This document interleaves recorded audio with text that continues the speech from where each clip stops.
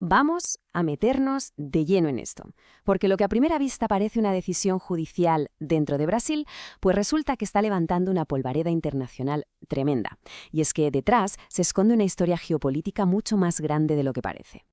27 años y 3 meses. Es una cifra, que impacta. Esa es la contundente pena de prisión dictada contra el expresidente brasileño Jair Bolsonaro. Pero ojo, que este número es solo el comienzo de una trama mucho más enrevesada que ya ha saltado fronteras. Claro, porque esto dejó de ser un asunto interno de Brasil casi al momento. Desató una reacción en cadena, y no una cualquiera, una reacción internacional muy potente. De repente, lo que decidía un tribunal en Brasilia se convertía en tema de conversación en las altas esferas de la diplomacia mundial. Casi nada. Vale, pues empecemos por el principio, ¿no? Vamos a desgranar un poco los detalles de la condena para entender qué ha pasado exactamente en el Tribunal Supremo de Brasil. A ver, vamos al grano. La decisión del tribunal fue, casi unánime. 4 votos a favor y solo 1 en contra, el del ministro Fux. Y la acusación principal, la que sostiene todo el caso, es potentísima. Intento de golpe de Estado. Nada menos. Y es que la lista de cargos es para tomársela en serio. No estamos hablando de una sola cosa, no. Son 5 acusaciones muy graves que van desde organización criminal armada hasta el deterioro del patrimonio. Vamos, que lo que se dibuja aquí es un panorama de amenaza coordinada contra las instituciones democráticas del país. Y claro, esto no se quedó ahí. Vamos a ver ahora la primera gran onda expansiva, la reacción desde Estados Unidos, que fue inmediata y la verdad muy contundente. La cosa no tardó en calentarse. Por ejemplo, el senador estadounidense Marco Rubio no se anduvo con chiquitas, lo calificó directamente de caza de brujas y lanzó una advertencia que sonó bastante directa. Esto va a tener consecuencias. Y aquí es donde la cosa se pone interesante, porque tenemos 2 relatos completamente enfrentados. Por un lado, la versión de Estados Unidos, que habla de persecución política, y por otro, la respuesta de Brasil, que se defiende diciendo, oigan, esto es la justicia de un país soberano funcionando con independencia. 2 visiones, como dijo, totalmente opuestas. Esto nos lleva a pensar, ¿es solo una diferencia de opinión o hay algo más de fondo? Vamos a intentar analizar por qué, según la fuente, esto podría ser una partida de ajedrez geopolítico. Sí, porque esa es la pregunta clave, ¿no? ¿Por qué le importa tanto a Estados Unidos una condena en Brasil?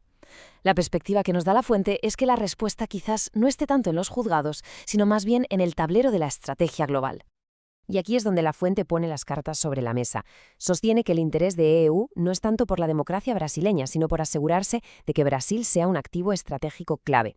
¿Qué significa esto? Pues por un lado está la seguridad alimentaria. Se calcula que Brasil producirá el 80% de los nuevos alimentos del mundo, una barbaridad.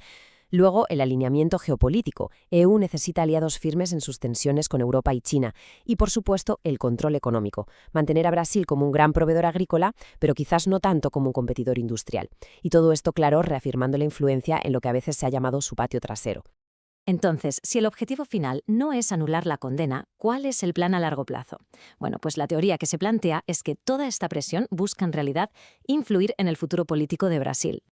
Y esto, según la fuente, seguiría una especie de estrategia en 4 pasos. A ver si tiene sentido. Paso 1, presionar a Brasil con sanciones, con presión diplomática, lo típico. Paso 2, desacreditar al gobierno actual para debilitar la confianza de la gente. Paso 3, con ese clima, influir en las elecciones para que salga un candidato, digamos, más afín a los intereses de Washington. Y el paso 4, el final, asegurarse un aliado estratégico en la región. Un plan bastante bien trazado, si es así.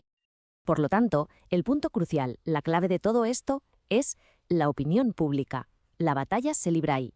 El objetivo de esa presión externa sería minar la confianza de los propios brasileños en sus instituciones para, de alguna manera, allanar el camino a un cambio político. Todo este embrollo coloca a Brasil en una encrucijada, una muy importante. Y no solo para su política interna, sino para definir qué papel quiere jugar en el mundo a partir de ahora. La disyuntiva, tal y como la presenta la fuente, es bastante clara. Por un lado, seguir siendo el granero del mundo. Un gigante agrícola, sí, pero quizás dependiente. O por otro, usar toda esa fuerza, todos esos recursos, para convertirse de una vez por todas en una potencia industrial, independiente y con voz propia en el escenario mundial. 2 caminos muy diferentes. Hay una cita en la fuente original que lo resume todo a la perfección. Tenemos que comprender la magnitud de nuestra grandeza. Es casi una llamada a la acción, ¿no? Un recordatorio para que Brasil sea consciente de su propio poder y actúe en consecuencia. Y con esto llegamos al final. Está claro que la condena ha abierto una caja de Pandora, llena de presiones internacionales y dilemas estratégicos. La pregunta que se queda flotando en el aire, y que va a definir no solo el futuro de Brasil, sino también un poco el equilibrio de poder mundial, es esa: ¿qué camino va a elegir?